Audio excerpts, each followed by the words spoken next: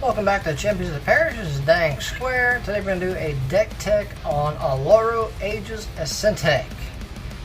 Oloro is a Esper commander with 3 white, blue, black. Giant Soldier is a 4/5, and he has, at the beginning of upkeep, you gain 2 life. Whenever you gain life, you may pay 1 mana. If you do, draw a card, and each opponent loses 1 life. And also he has a Commander Zone effect, which not a lot of commanders have, is at the beginning of your upkeep, if Oloro is in the command zone, you gain 2 life. This is obviously the real one, and this is my Atomic Shoutout Atomic Ashes Proxy. Thanos is the kind of the theme of the deck. This is a it's a focused deck. This is not really optimized, so it's about a 5-ish on the level scale, I guess you want to say. And I'm going to go through the different sections, creatures, different types of creatures, sorceries, enchantments, instants, artifacts, yada yada yada. A few creatures that I have in this deck, some aristocratic style creatures. Cruel Celebrant, for one, is whenever it or another creature or a planeswalker you control dies, each opponent loses 1 and you gain a life. Defiant, Bloodlord, and Cliffhaven Vampire deal with whenever you gain life, target opponent loses so much life. Cabal, Council of Allocation, whenever an opponent casts a non-creature spell, that player loses 2 life, you gain 2 life. And one of the cards I really like in this deck, Obsidat, Ghost Council, enters the battlefield, opponent loses 2 life, target opponent loses 2 life, and you gain 2 life. And the great thing about it is, with second ability on it, end step, you exile it and then return to the battlefield under control at the beginning of your next upkeep. It gains haste, so each turn it's bouncing back and forth out of the battlefield, pinging target opponent for 2 and gaining you 2 life. Alright, a few other creatures that kind of help with the life gaining process. Angel of Vitality, or gain life, you gain 1 more. Nyx Fleet's Ram helps with, kind of like how Oloro, being an upkeep, gain a life. Azorius Herald is an EBT, gain 4 life. Filigree Angel, enters the battlefield, you gain 3 life for each artifact you control. Kind of have a sub-theme artifact to this deck.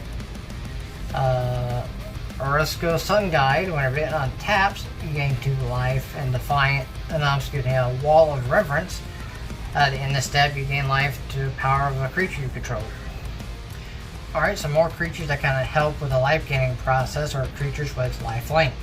A lot of them have, as well as with lifelink, other abilities with it: Vigilance, First Strike, protection from green and red, double strike, death touch, helps out legendaries. Protection from white and black. Divinity of Pride is flying lifelink and gets +4 as long as you have 24 more life. So easily get him out as a big flying 8/8 lifelinker. Blood Baron kind of does the same thing, but it's a little bit more difficult to do as long as you have 30 or more life, and a single opponent has 10 or less life. He'll get +6/+6 at flying, but that's more difficult to pull off. But he still has a lifelink and protection from white and black. Alright, a few creatures, like I said, that could go along with the artifact sub-theme. A few artifact creatures. Baleful Strix, great. Enter battlefield, draw a card, death touch, flying. Shroom returns a artifact to hand, so does Razor Hippogriff itself, and not an artifact creature. Sharding Sphinx helps create smaller Thopter artifact creatures, more bodies to kind of help protect or whatnot. Zahid, Djinn of the Lamp, honestly it's just a big body in the deck that kind of helps, that you're able to cheat out with an artifact. Instead of paying a 6, you just pay 4, tap an artifact that you control, and he comes into play as a big old 5/6 body. Alright, some creatures that kind of benefit from gaining life. Obviously, a Giant's Pride Mate can be, only a 2-drop and can be super huge eventually, as long as he stays on the battlefield. You keep gaining life, and every time you gain life, he just gets bigger and bigger. Resplendent Angel, gain up to at least 5 life in a turn. You create 4/4 Flying Angels. Nirkana Assassin, and is pretty much Death Touch all the time because you're gaining life at the beginning of your upkeep, so he's automatically going to be a Death Touch as soon as your turn starts. Seeker's Avatar could be a huge body that you can bring out into the battlefield, but you have a giant life count. Regal Bloodlord, in turn, can create, if you gain life at all with your turn, it just gives you bats at the end of your end step, so that helps a lot. Okay, kinda gonna run real quick through instant because I only run 2 in this whole deck. Faded Retribution, an instant board wipe, so which is kind of beneficial because you can wipe the board on anybody else's turn. And Lindell's Volt helps you cycle through your deck as many times as you want. You have abundance of life, and life is a resource in this game. And with Lindell's Vault, you can sift through your deck and get cards that you need. Alright, we're going to run through the sorceries of the deck. Fraying Omnipotence is pretty much in here as a kind of a joke because being as a Thanos themed deck, in a sense, or at least the commander is, Fraying Omnipotence is what I call the Thanos Snap. You lose half your life, each player will lose half their life, discard half the cards in hand, and sacrifice half their creatures. So you're getting rid of half of everything. The 2 tutors, Demonic and Diabolic Tutor. Death Grabs and Depth of the Debt List kind of helps with pinging players for life, gaining life. Command the Dread Hordes. I can get stuff back from the graveyard, and I can it'll deal damage to me. So with this, I can go and get a lot of stuff from a lot of graveyards and play them on the battlefield since I have a abundance of life. Which would put me ahead, put my board state ahead a lot. Cleave Guidance, I can go get any 2 enchantments that I need. Damnable Pact can either help me or kill somebody, draw X amount of cards and have somebody lose my life. I can pretty much kill somebody off with that. And Fumigate and Wrath of God, 2 big board wipes. And with Fumigate, at least I'll gain a life for each creature destroyed this way. So if somebody has a giant board state, I can help me gain a lot of life. Next part of the deck we're going to go over is the enchantments. And honestly, 2 big enchantments I have is Exquisite Blood and Sanguine Bond. Great infinite, famous infinite combo. Path of Bravery help as long as my life is greater than or equal to my starting life. Creatures I get control have 1/1. Dawn of Hope helping with card draw. 1,000 Lashes and Dark Steel Mutation kind of help nerf opponent's creatures. Underworld Connection is another one that kind of helps with card draw. And our Angelic Accord, gain 4 life in a turn, and I can create a 4/4 Angel. Alright, next part is a few of the Planeswalkers that I run in this deck. Sorin and Vengeful Blood helps me give all my creatures lifelink, and also can help me get stuff out of the graveyard. Wander and Heyo the Shield Mage kind of give me a little bit of protection for a Pillow Fort. And then the ever famous Aminatu, the Fate Shifter, kind of helping with the top card of this deck, along with some other shenanigans with her ultimate. Alright, in this next part, we're going to go over the artifacts that I run in this deck. A few of the mana rocks that I run: Soul Ring, obviously, Command Sphere, Gilded Lotus, Pristine Talisman.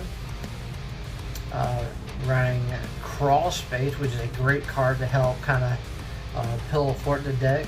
No more than 2 creatures can attack me in the combat.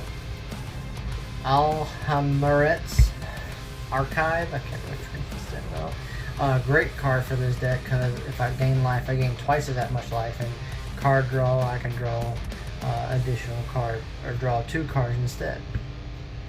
The big Death Star of the deck. Aether Flux Reservoir, great card for this deck. You're gaining a buttload of life, and sure enough, you know, it helps you gain a little bit of life, but also you get up to enough where you can pay 50 and just kill a person in one shot.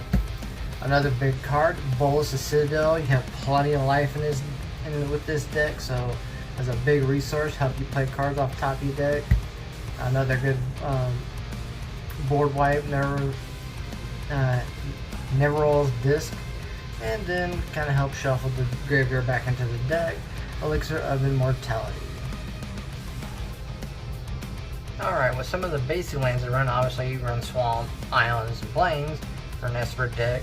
But here's some of the other lands that I'm running. Two of the bounce lands, the Orzhov Basilica and Orzhov Chancery. War Isle Refuge and Dismal Backwater, a life gain, 2 life gain lands. Temple of Silence, a Scry land, 2 Guild Gates, Azorius Demir, Rupture Spire, Trans Guild Promenade, kind of help with mana color, being it both tap for one of any color. Obviously, gotta run the Reliquary Tower for the hand size. Command Tower, Opal Palace, kind of help with fixed color. Urbard, kind of make everything a swamp. Esper Panorama, kind of help if later on if you're needing a certain island or land type, you can go fetch for it. Arcane Sanctum, help with color, and Temple of the False God, and Darksteel Citadel.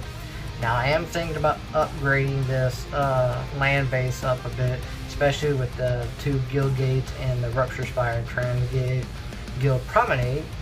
Kind of replace some lands that don't actually tap when they enter the battlefield, especially with you get no benefit out of a Guild Gate. But that is the lands that I'm running other than the basic lands in this deck. And that is my Oloro Ageless Ascetic deck. Like I said, this is my first EDH deck that I've ever had, and it's been a work in progress for about a while.